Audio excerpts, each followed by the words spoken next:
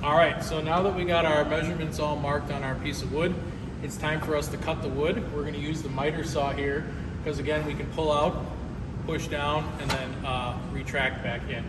So the one thing you have to make sure when you're doing this is you always got to make sure that your cord, if it wasn't in, is stuck into the wall. So you stick it in there.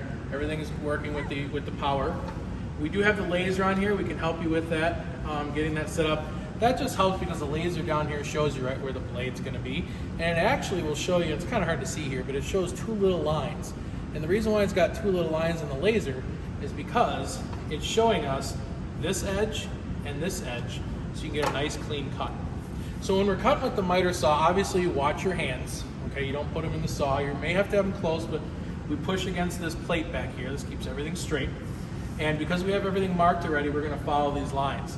Now the important thing to do when you're cutting is make sure that you're consistent with how you're cutting on the lines. Here's what I mean. When we're cutting with the blade is 1/8 inch thick, okay? That's enough that it can affect your measurement, all right? So what we need to do is we need to be consistent that we are going to cut on the outside edge of the line each time, the inside edge of the line each time, so you're following the side of the edge, or you're going to go straight down the center. For me, I like to go straight down the center of the line because I measured it at the true 8 inches, the true 4 inches, the true 6.5 inches, and so on.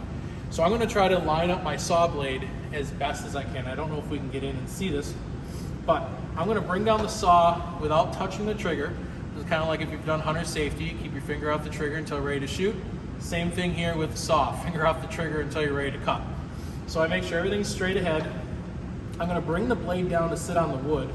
And I'm going to see that right now it's set to be cutting on the inside. I don't like that.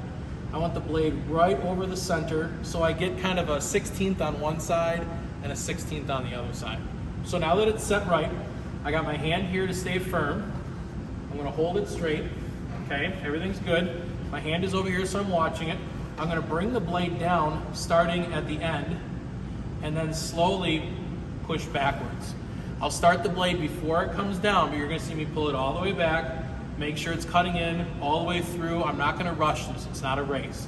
So here's our first cut, and this would be the top piece.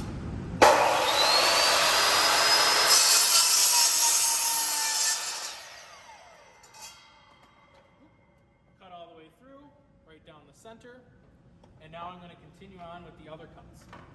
If they're short next to each other, again, watch your hand.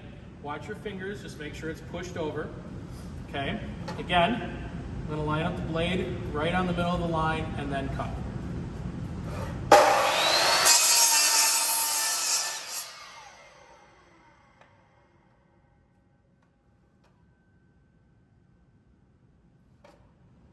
Back a little bit.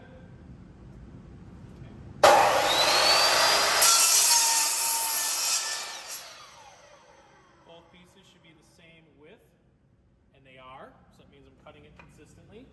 That's always a good check. Now on to the long sides. Wait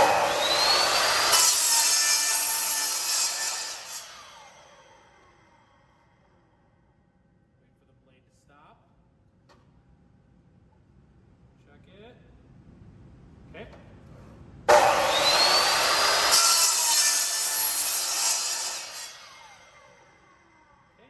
Right through the knot like I was hoping it would. Again, both pieces, consistent and straight, what we're looking for. And then finally we have this last piece. This is the bottom piece where we had to make the different cuts. So I'm going to cut here and then cut here. Okay? So again, right on the edge, it's going to be a little cut. There we go.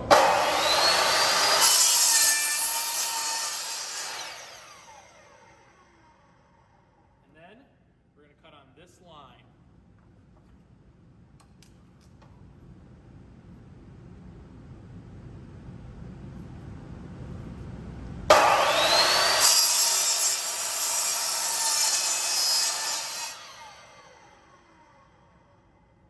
So we held it straight, everything worked out. We have our bottom piece. We have our long side pieces. We have our short side pieces. And then we have our top.